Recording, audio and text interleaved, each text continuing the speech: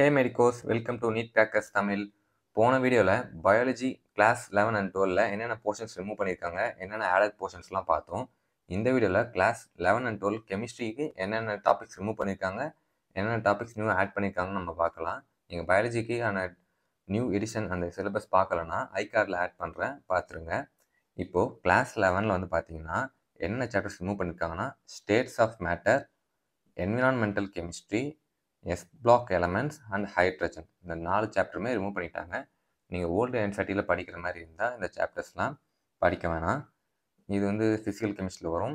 இது S block elements வந்து பார்த்தீங்கன்னா உங்களுக்கு அதோட அப்ளிகேஷன்ஸ் கொஞ்சம் இந்த கிளாசிஃபிகேஷன் ஆஃப் எலமெண்ட்ஸ் இருக்குல்ல, ஃபர்ஸ்ட் சாப்டர் அதில் கொஞ்சம் வர மாதிரி இருக்கும். எஸ் பிளாக் எலமெண்ட்ஸோட அந்த அட்டாமிக் சைஸு அந்த அதோட ப்ராப்பர்ட்டிஸ்லாம் கொஞ்சம் நீங்கள் அதில் படிப்பீங்க. ஸோ இது வந்து கம்ப்ளீட்டாக நீங்கள் ஒமிட் பண்ணிட முடியாது, கொஞ்சம் ஃபர்ஸ்ட் லெசனே அது கவர் ஆகும்.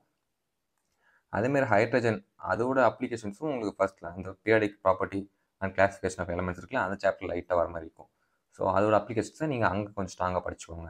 அப்புறம் கிளாஸ் 12 வந்து பார்த்தீங்கன்னா solid states, general principle and process of isolation of elements, surface chemistry, chemistry in everyday life and polymers, இந்த சாப்டர்லாம் ரிமூவ் பண்ணிட்டாங்க.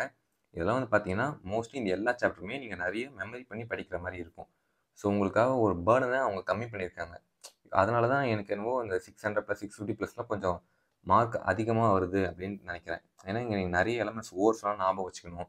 சர்ஃபேஸ் கெமிஸ்ட்ரியும் நிறைய ஞாபகம் வச்சுக்கிற மாதிரி இருக்கும். சாலிட் ஸ்டேட்லாம் ஒரு 3 டைமென்ஷனல் வியூவில் நீங்கள் யோசிச்சா தான் அந்த கொஷின்ஸ்லாம் ஆன்சர் பண்ணுற மாதிரி இருக்கும். ஸோ உங்களோட பேர்டன் அவங்க ரெடியூஸ் பண்ணியிருக்காங்க. பாலிமர்ஸும் அதேமாதிரி நிறைய நீங்கள் ஞாபகம் வச்சுக்கணும், எல்லாமே ரெடியூஸ் பண்ணியிருக்காங்க. ஸோ நீங்கள் இருக்கிற சாப்டரை அப்போ நீங்கள் ஒமிட் பண்ணாமல் படிச்சாகணும். இப்போ என்னென்ன சாப்டர் இருக்குதுன்னு பார்க்கலாமா? ஃபிசிக்கல் கெமிஸ்ட்ரி பொறுத்த வரைக்கும் some basic concepts in chemistry, atomic structure, chemical bonding and molecular structure, thermodynamics, solution, equilibrium, redox reaction, electrochemistry and chemical kinetics. Inorganic chemistry பார்த்தீங்கன்னா classification of elements and periodicity in properties இருக்குது. P block elements இது 11th வரும், 12th வரும். B black எலமெண்ட்டில் ஒரு குறிப்பிட்ட portion வந்து delete பண்ணியிருக்காங்க.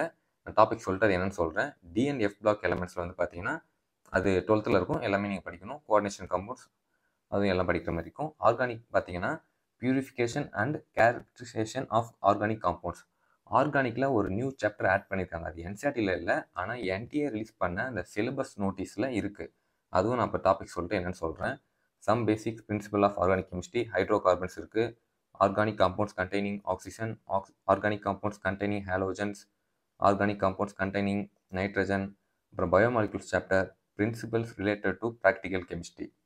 ஓகேங்களா? இப்போ என்னென்ன நியூலி, அதாவது ஒரு பர்டிகுலர் டாபிக் மட்டும் ரிலீஸ் பண்ணாங்க, சாப்டர் ரிமூவ் பண்ணல. பி பிளாக்ல வந்து பார்த்தீங்கன்னா அந்த காம்பவுண்ட்ஸ் வந்து அவங்க எடுத்துட்டாங்க. ஃபர்ஸ்ட் அந்த ஜென்ரல் ட்ரெண்ட்ஸ் இருக்குது பாருங்க.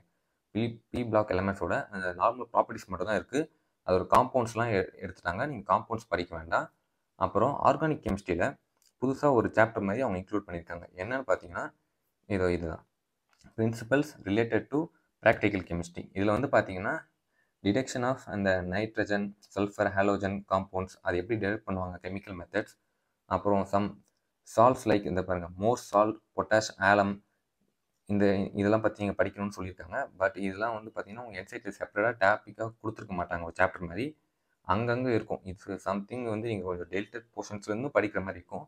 ஸோ மோஸ்ட்லி உங்கள் இன்ஸ்டியூட்டில் கவர் பண்ணால் படிச்சுக்கோங்க, இல்லைனா யூடியூப்பில் வீடியோஸ் இருந்தால் சர்ச் பண்ணி அதில் படிச்சிருங்க.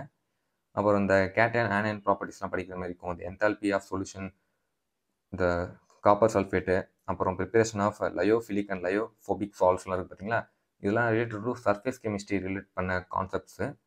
ஸோ இதெல்லாம் நீங்கள் படிச்சுக்கணும், கவர் பண்ணிக்கோங்க. ஏன்னா இதெல்லாம் என்டிஏவோட அவங்க நோட்டீஸில் இருக்கிற டாபிக்ஸ் தான். இந்த என்டிஏவோட நோட்டீஸ் வந்து உங்களுக்கு வேணும்னா நான் டெலிகிராம் சேனலில் இதெல்லாம் அப்லோட் பண்ணியிருக்கேன்.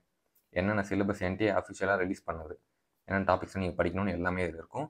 நான் டெலிகிராம் சேனல் லிங்க்கும் டிஸ்கிரிப்ஷனில் கொடுத்துருக்கேன், அதில் ஜாயின் பண்ணி டவுன்லோட் பண்ணிக்கோங்க. அடுத்த வீடியோவில் ஃபிசிக்ஸோட அப்டேட்டட் சிலபஸ் பார்க்கலாம். அதுக்கு முன்னாடி மறக்காமல் வீடியோ எல்லாம் சப்ஸ்கிரைப் பண்ணிவிடுங்க. சப்ஸ்கிரைப் பண்ணிவிட்டு லைக் பண்ணிவிட்டு உங்கள் ஃப்ரெண்ட்ஸ்க்கும் ஷேர் பண்ணிவிடுங்க. தேங்க்ஸ் ஃபார் வாட்சிங்.